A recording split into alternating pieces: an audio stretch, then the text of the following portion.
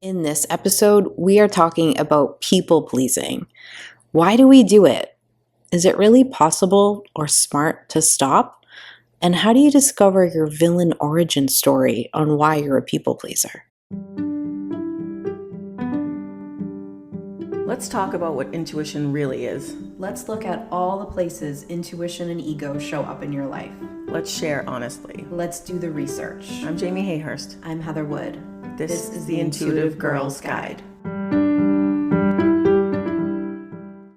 This episode will play uninterrupted after a brief message from our sponsors. You know what goes great with podcast listening? A great cup of coffee from a great coffee shop. Restoration Coffee. Can we go? Ooh, yeah, check them out and visit restoration-coffee.com. Hey, Jay. Hey. We did not dress the same this week. No, we didn't. We don't do it on purpose. No. We always have like a similar vibe. Yeah. I don't think we have like very different styles. But like well, when we match color-wise, yes, it's a lot, I feel like. Well, just vibes. I mean, it's like we're intuitive or right. something. I feel like I match the wall. I'm looking at the video and I'm yes, like, you do. Is this like a green screen effect? I don't know. It's fine. It's fine. We'll get through it. Anyways, speaking of worrying about all the details. Yeah, there you go. Guess what we're going to talk about today? People pleasing. Nice. And two experts. I was just going to say, you have the two captains of this team. For real. Here to talk to you about it. And we picked it because both of our therapists have been bringing it up a lot lately for us. Indeed. Yeah. Yeah, unfortunately. I think people pleasing, we're going to get into a bunch of this, but I just want to say here at the jump, people pleasing is one of those things that you can't just not do. Correct. You can't just stop being a people pleaser. No, not right away. I like to say like I'm a people pleaser in recovery, meaning like I'm always a people pleaser, but I'm trying to recover myself back and not like sacrifice myself at it so often. Right. But it has these, even when you're doing really well, it'll show up in these sneaky ways and you're like, oh, yeah, I did it again. Yes, agreed. Oops, I people please. Oops, yep. People please too close to the sun. And that's what happens. And that's what you and I do. Yeah. So in putting together this episode, I didn't want it to be something that like you should go to your therapist for. Right. We're not mental health professionals. No, we are not. Though we see them regularly. We do. But I wanted it to be from two people who experience it and more from our point of view of like human behavior and intuition, because I'm going to spoil alert for everyone. I don't think anyone's going to be that surprised. But the answer is always to do the work, like to know yourself. Right. To work on your own shit. Yeah, that's part of it. Yeah. Yeah. So there isn't a 10-step program to stop people pleasing. And you should definitely work on it with a mental health professional. Here's some tips to support you in the journey. Yes. Agreed. Okay. So I looked up all the definitions because, you know, I always need a definition. And I hated most of them. So I like Frankenstein together my own. Okay. And I wrote the act of prioritizing the needs of others at the expense of your own needs. Yes. Okay, so I want to talk about the definition because a lot of them don't include the at the expense of your own needs. Agreed. And I think prioritizing other people's needs is, I get it. Like, I don't want to split hairs about it, but I do think there's an important point in there that like, you can prioritize other people's needs. Like if you're a mom and you have kids, you've got to prioritize their needs. Correct. If you're at work and there's this, you know, thing that has to be done by this time, or if you're a doctor and you're saving someone's life, like of course, there's a normalcy to prioritizing someone else's needs. Yes. That's not ever the problem. Right. It's the boundary that we're talking about that a lot of us struggle with, which is we're doing it at the expense of our own needs. We're abandoning ourselves in the process. And I'm going to be real honest with you. When I'm in like a people-pleasing mode, I don't even know what my own needs are.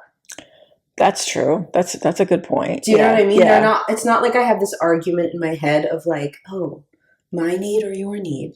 Right. That's not happening. I'm just so focused on your need and your reaction and like all of that I don't even check into there, which is so the opposite of intuition. Correct. You have to be in touch with your own stuff. Right. So I just think it's important to to draw those lines because, of course, you're going to prioritize other people's needs sometimes. Yeah, I think it's also important to note that when you're prioritizing someone's needs, like in a healthy way, you're doing it from like a place of doing something good or kind. Yes. But when you're people pleasing, you're actually doing something for yourself.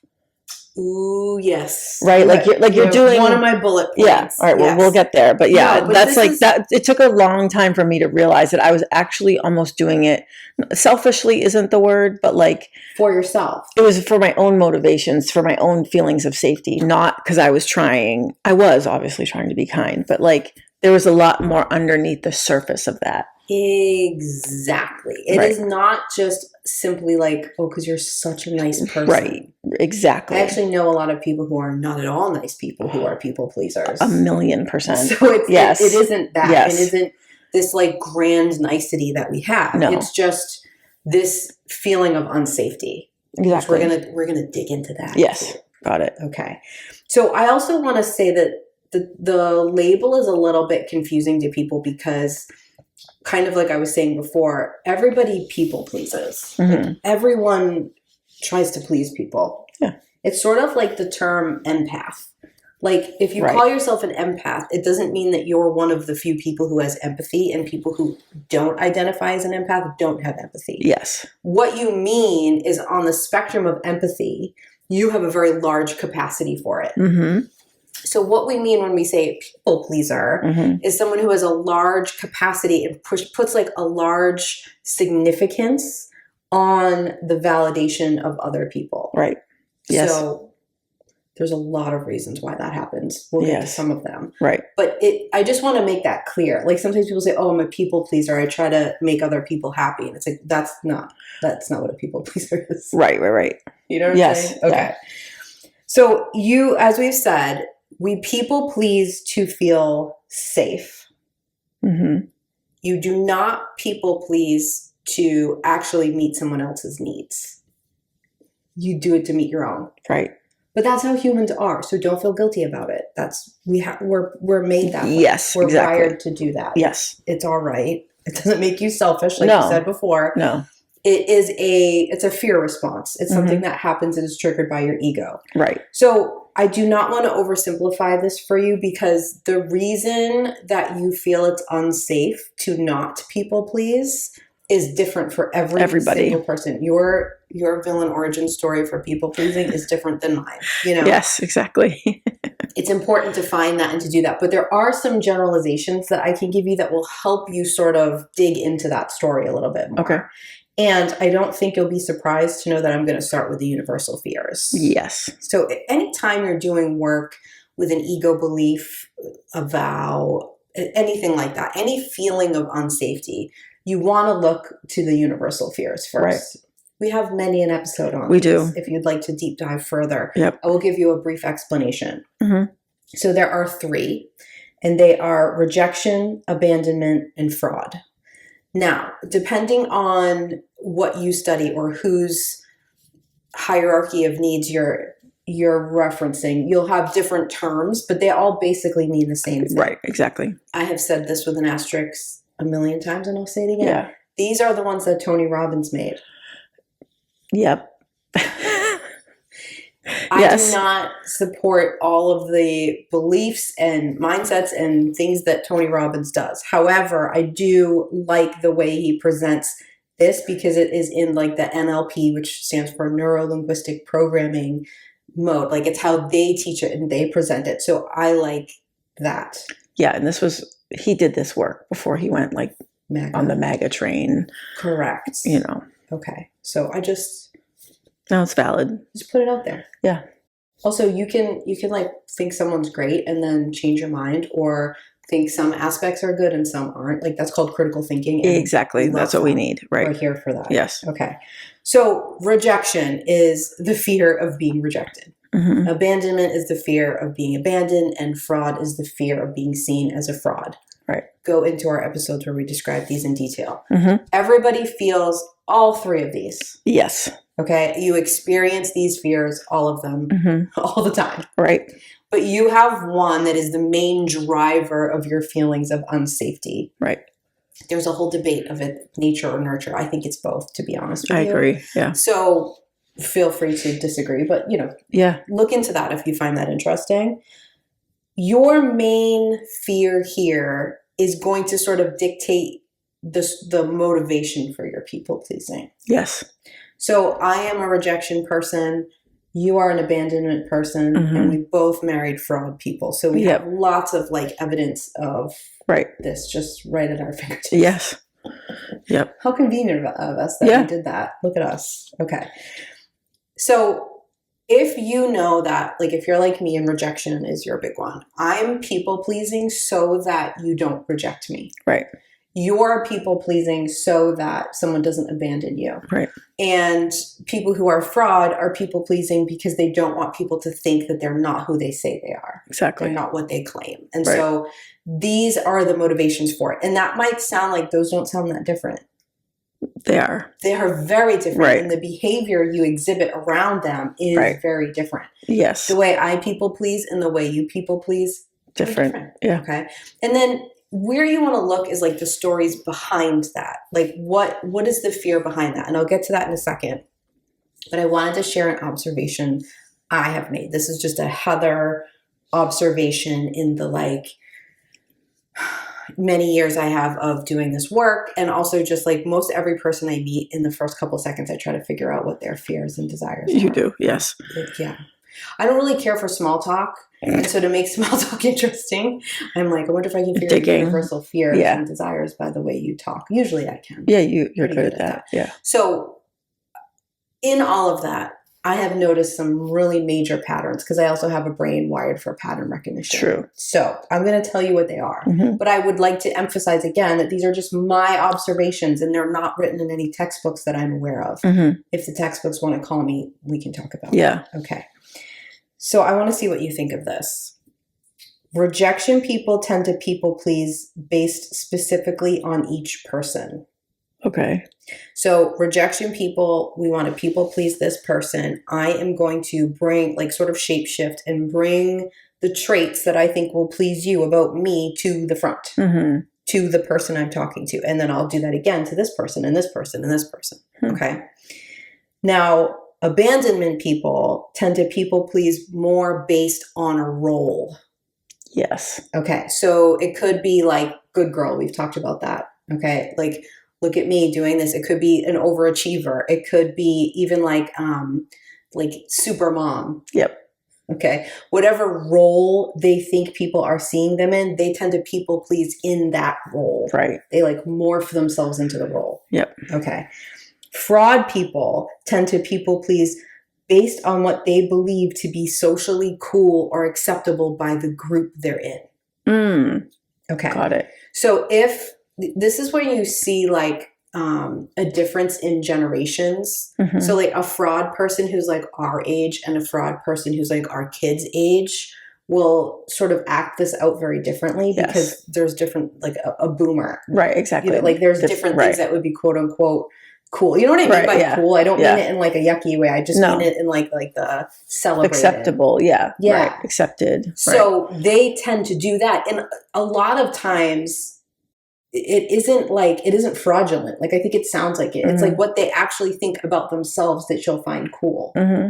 Not necessarily you'll think oh, you get a gold star or you're the best at this. It's what's the thing that will make everyone think this is this is a person who knows what's up. Yes. You know what I mean? It, yep. And that's where the safety is because to be honest, that's the perfect disguise because it's not a label. Exactly. So fraud people, they don't like to be super specifically labeled. If you told a fraud person, you know what, you're the best at this that I've ever seen, they're going to hate that.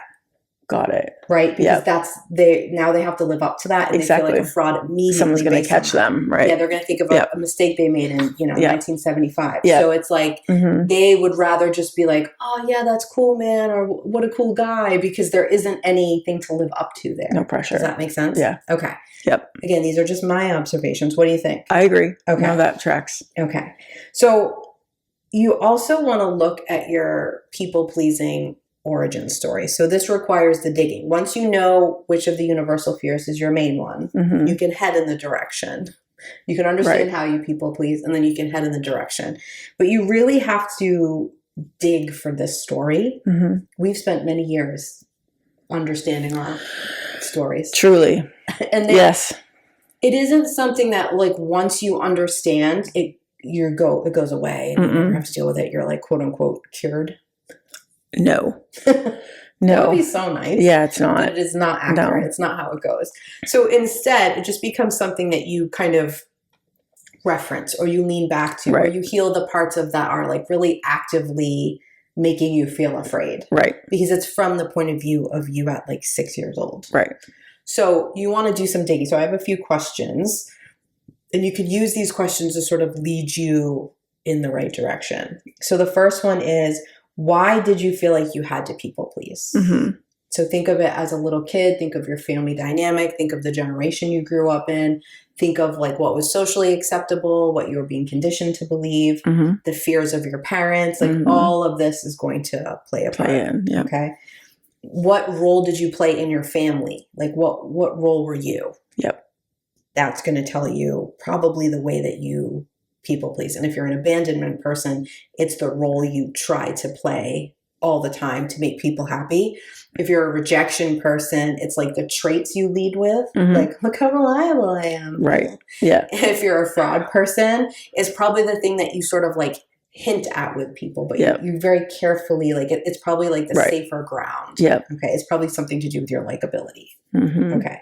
So then you want to say like, what did 6-year-old me think would happen if I didn't people please? This question is kind of a doozy. Yeah. It's not logical to answer. No, you have to push a little bit on it. Yeah. And so here you're going to see your universal fear. So Jamie's answer would be everyone would abandon me.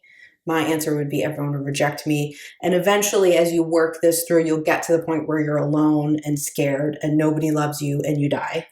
Literally. Yes. Yeah. And then everyone you love also dies usually in these terrible scenarios, because that's a kid's worst fear. Exactly. So, I mean, that's anyone's, but you know what I mean? Well, yeah. Right. Okay. So you want to sort of dig and understand that, because if you're going to try to alleviate some of your people-pleasing tendencies, you have to understand what you're afraid of. Right. It's not just this person won't like me. Yeah, you have to know what the stakes are. Yes, that's the perfect word. Like the stakes are so much higher than Correct. That. So it really like... In your brain, they're higher than that. Way higher. And it really irks me when people say things like, you just need to care less about what people think. I mean, like I haven't tried it. Like... like I haven't given that a shot. Is that it? 1,000 times. Just says like calm down when you're mad. Yeah. Like, oh, yeah, I'd love to calm down. If only it were that simple. Yeah, it just makes me like more angry. Right. It's not that simple, and it's also like when we say it's not that deep, like it's way deeper. Everything's that deep. Yeah, because you aren't actually worried about this person liking you. I know that sounds like the complete opposite of what we're talking about. Right. Right. You're worried about this weird story you made up as a little kid. Becoming true. Based on your actions. Exactly. So if you think about being a little kid and you think about around the age of 6, when your logical brain and your ego are doing all kinds of developing, and you really realize that like, I'm the center of the world. You are the center of your world. I know your world, say don't believe that, but you are. Okay. But you really realize that and you go, oh my God, I have no control. What do you mean people can just die? What do you mean it's not fair here? What do you mean we live under a patriarchy, capitalistic hellscape, dumpster fire? What is the one that you said? You know what I mean? Like, what do you mean? Yeah. Okay. Yeah. And you realize you have no fucking control over any of it. Right. So what do? You try to control it. Exactly. And you decide based on the development of your brain that the only way to control it is by your behavior. Exactly. So you either act out or you act perfect or you act like an overachiever or like you're quiet or whatever that you believe will help you to stay safe and to have some control in this maddening world we are expected to exist in. Right. And people are just like, oh, cool. You're starting to realize what this world is like. No help. Exactly. Right. Cool. Good luck. Oh, you don't live in a community where that There's no community to help you. Supported when you were 6. Exactly. Mm-hmm. And because your parents didn't have that support either, they're struggling to support you in it. Mm. Yeah, because they don't know. Yeah. But I cannot undersell the importance of knowing your story and knowing why you people please. Mm-hmm. And then sort of looking around and going like, in what ways, shapes, and forms am I doing it? Because you'll always fucking do it. Yes. You always will. Right. We're doing this. We're literal experts in human behaviors. And we literally are some of the worst people pleasers you'll meet. Yeah.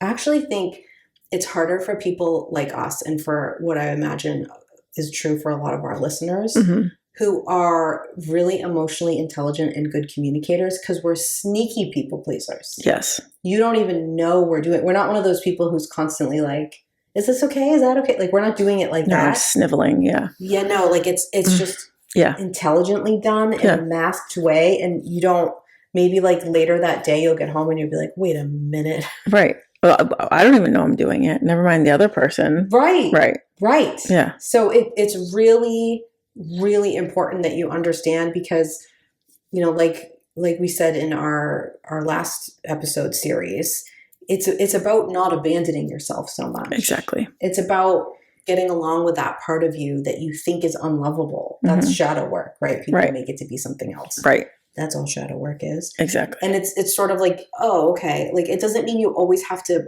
put that forward. Doesn't mean you'll just like go up to people and you're like, oh, fuck you. Hope you hate me. Like it's about the sort of what you said before, the stakes for yourself. I mean, there are days, Hope Jamie, you hate me. Yeah. It could be the menopause, perimenopause, whatever's happening. I don't know what it is, but there are days where that sounds great. Yes. In theory, until you actually try to like live it and you're like, oh no, wait, whoa. This is actually super scary. Yeah. Yeah. I burned too many bridges here. Yeah. I mean, yeah, it's balance. Yes. I am someone, and so are you, who is a strong, opinionated, emotional, passionate person. But I'm also saddled with this ginormous amount of empathy and this complete intuitive ability to read how other people feel all the time. And it's a motherfucking exhausting combination. Yeah, it's a lot of work. I wouldn't trade any of it. Well, I honestly, I would for like a day. If you're like, you could have a day without it, I'd be like, my nervous system would appreciate it. I'll take a day. And you'd be bored. I would be so bored. Probably. Yeah. But like just the relief of not sensing that so much would be fabulous. Yeah. But we don't have that option. So we have to find a thing called boundaries. Mm-hmm. Yeah. Okay. The other question I want you to ask yourself, I want you to take a big deep breath before you do it. That's why I just did, is what would happen if this story came true for reals? Oh, the story that you created? Yeah. So the story of like you're alone and everyone hates you and everyone dies and it's your fault and all of that. That's one version. Mm-hmm. But what would actually happen if this person you're talking to decided they didn't like you? Right. Or were upset with you. Yes. Right. Yeah. Is that what yours is more? They're upset with you. That's the language. Yeah. It's not that they don't like me. It's that they're upset with me. Rejection and abandonment. So if people are upset with you, they'll leave. Abandon you. Right. Yeah. And you know what's funny is that we are well, I don't know if funny is the right word. We are two people who a lot of people don't like. True. And we are people who care so much. Truly. It's so odd. Strange. Yes. And quite the dichotomy. It is quite the dichotomy. And you'd think we'd be used to it. You would think that. I'm not. Alas, we are not. No. I mean, we have a lot of practice with being unliked. And again, it's like the working of that story because in theory, I am okay with people not liking me. Same. Like the fuck you hate me story. Like in theory, I am actually fine with that. Yeah. But it's when that actually starts to play out and I start to live that where my brain and all these stories and vows that I've created when I was a child and I'm still living them out. Yep. That's when they start to yell like danger, danger, danger. Your nervous system hits the panic button. And it becomes this sort of discordance between what you really feel. Like, I really am okay with people not liking me. True, me too. But then having to manage those stories and manage those people-pleasing tendencies. Yeah. That's where the problem comes in. Yeah. Because the answer to the question, what would really happen if this person does not like me right now in my adult life, where I am right now? The answer is probably nothing. There's a few times where I could see like, well, if my boss doesn't like me, like things that maybe if you're auditioning for a play, you want them to like I get it, but like the stakes aren't that high. Correct. And the truth of it is that the only thing that's really probably going to happen is going to be internal in my own system. It's going to be my own reaction to them not liking me. Yes. Or being upset with me. Right. It's like, my own stomach I'll be upset. I'll have a stomach ache. I'll worry about it. I'll hyperfixate on it for a couple of days and ruminate on it. You know what I mean? Like, that's all internal. That person has no idea that any of that's even happening. That's such a good point. You know, like I'm not dying from it. My external life is unaffected. Correct. Like most of the time, yes. Like you said, of course, there are certain circumstances where you need people to like you and you need to please them. I get that. Sure. It's really interesting because I feel like when you heal this, you don't stop. I don't want to speak for everyone, but I don't think you stop the people pleaser voice. Correct. I just think there's another one that comes in beside it. Exactly. And it's just like a little bit more steady. Yeah. And you go, okay, I'm probably going to feel a little bit of something about this. Some discomfort. Right. But in actuality, it's okay. Also, I'm going to speak for you and I, but I'm imagining, again, this is very true for our listeners. If you don't like me, if you don't like Jamie, it is 100% your fault. Because I know how nice we are. Well, I mean, I'm sure many chances we give people. Well, that's true. I know that. It's that's either true. Because you have a belief that is so against what we believe and dangerous for other people that we have said something and you didn't like it. Correct. Or you have done something to us that made us be like, or somebody we care about, where the version of us that shows up is, I mean, I call her the swamp witch. She's a little more frightening. Yeah. Okay, we're not taking that shit. Right. Thank you. Or there's something about us that you're projecting, like something about you that you have projected. Like you and I are these big giant screens for everyone for some reason. Right. And it's just like projection. Well, and that's how it is. I was going to say the same exact thing. That's how it is for all human beings. Like that's why we're here, sort of, is to trigger each other and to work it all out and to do the work, right? You know what I mean? So there are always going to be people in your life that don't like you. And have you been a jerk? Have you been a dick? If not, then it's probably something that you're just triggering in that other person that they need to work on themselves. It's not your responsibility. But we're conditioned to think that people not liking us is our responsibility. It's like a shortcoming. Right. Yeah, exactly right. Exactly right. Well, I mean, that's what the patriarchy does to keep people in line, is to keep us well behaved, to get us a ticket to heaven or wherever you go, right? Like, you have to behave. And if someone's upset with you, that's not behaving. It's true.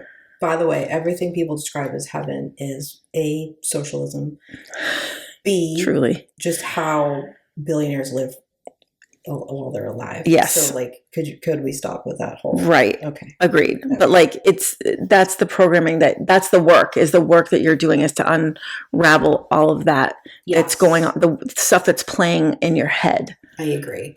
But do you know what I mean? Like, you and I have never walked into somewhere ever. I don't care what kind of fuck you all, I hope you hate me mood we're in. We have never walked in and been anything but incredibly pleasant and polite and kind to all the people. I've tried really hard to be very kind. Yes. Yes. I'm saying, if you're not receiving that version of us, you have caused that. Yes. I don't start there. No. I would much rather solve the problem with my calm voice.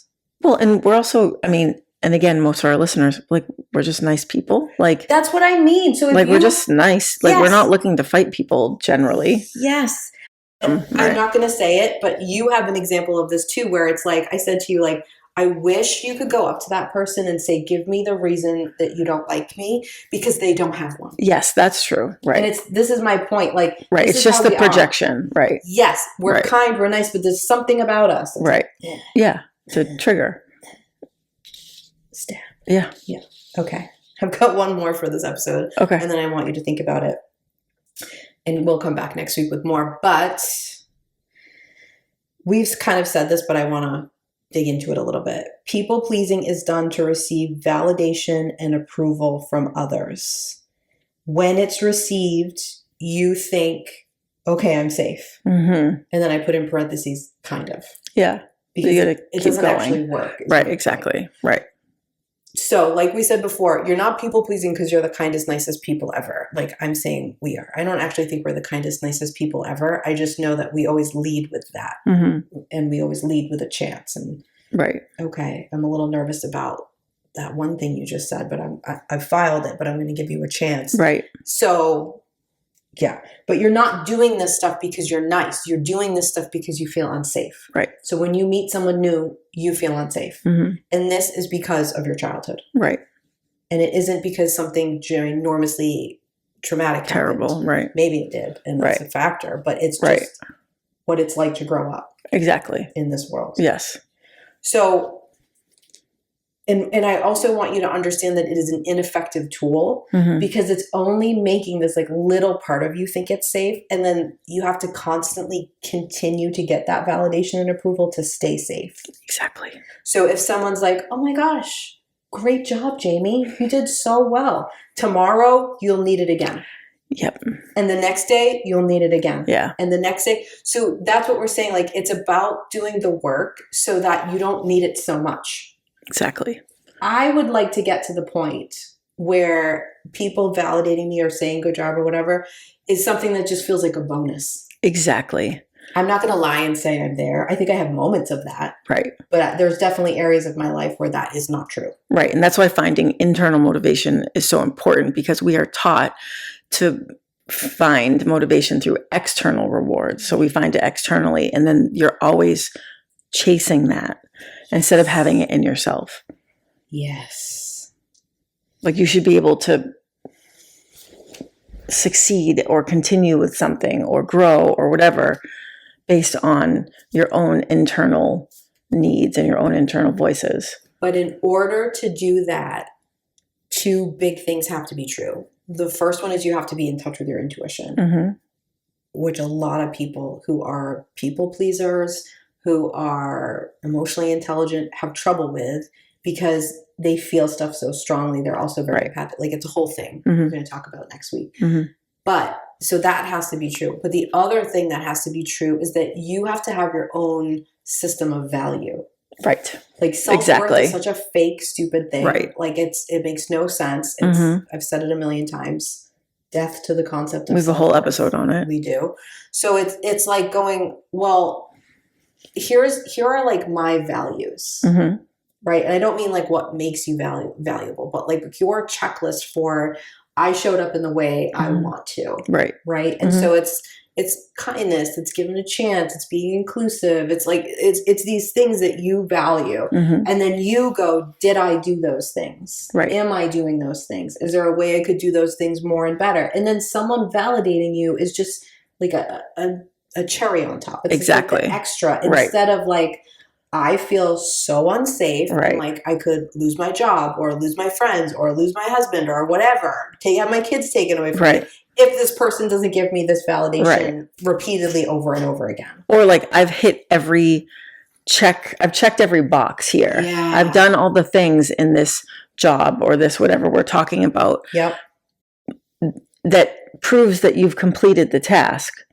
But until you get that validation, you don't feel like you've been successful. Yeah, like you can't give yourself the reward until someone else externally says it. Right. Here's your validation and approval. That's the problem. That's such a fucking problem. Right. And to go back to something you said before, it isn't just about like, I'm doing this, like you're not having this whole thought process like, okay, I'm gonna get this person to approve my behavior, so I'm gonna act like this. No. Like this is not consciously happening. You're not like strategically thinking this out. It's like your default mode. Right. All right. Like I just had an instance I was just telling you about where someone was calling me out for saying, is that okay? When it was just something I was saying I needed. Like, of course, I don't need you to tell me it's okay that I need this thing. Exactly. But I just, because it's a need that involves an ask of someone else and someone else's cooperation, I immediately feel unsafe. Right. So you were looking for reassurance. So I'm going to need you to reassure me that this need that I have is okay by asking you, is it okay? I'm just saying, like, could you validate my need for me? Right. That's true. You are just saying that. Yeah. And so if you think of it like that, it sort of like helps you be like, ew, I don't want to be like, what's the word you use? Like sniveling? Yeah, sniveling. I don't want to be like that. Right, exactly. That's gross. Yeah. Yeah. I don't like when people do that to me. No. So. Because it's work to reassure people all the time. Yeah. I have my own work that I have to do. I don't have the capacity to do your work. Reassuring you, right. All the time. Exactly. Yeah. Right. It's a tough one, man. It is. All right. Well, I think we should go work on our people-pleasing skills and come back. And next week, keep going. 10 out of 10, good job for the people, because that's what we do. Exactly. Okay. Join us next week when we continue chatting about this topic.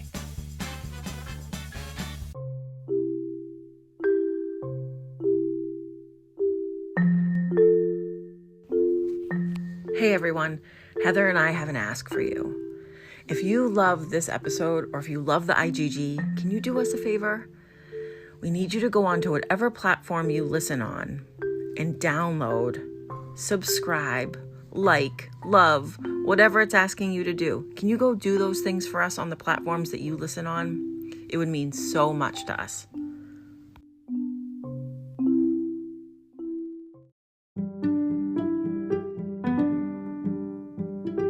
Thanks for listening to our episode. For a way to get in touch with us, please visit our website, intuitivegirlsguide.com. We love hearing your feedback on our episodes.